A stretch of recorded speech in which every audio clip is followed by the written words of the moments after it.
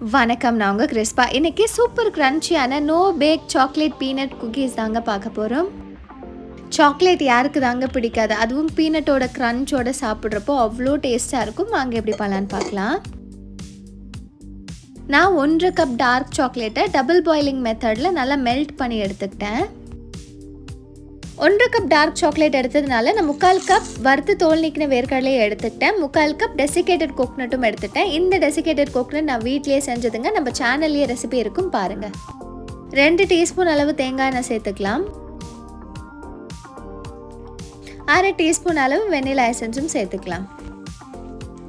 இப்போ நல்லா மிக்ஸ் பண்ணிக்கோங்க. நான் காட்டுற கன்சிஸ்டன்சியில் இருக்கணும்.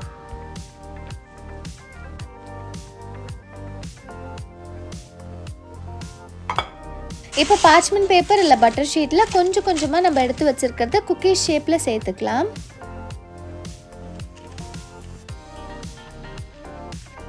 லாஸ்ட்டாக இப்போ உப்பு மட்டும் மேலே லைட்டாக தூவி விடுங்க. ஸ்வீட் என்ஹான்ஸ் பண்ணுறதுக்கு இது ரொம்ப உதவியாக இருக்கும்.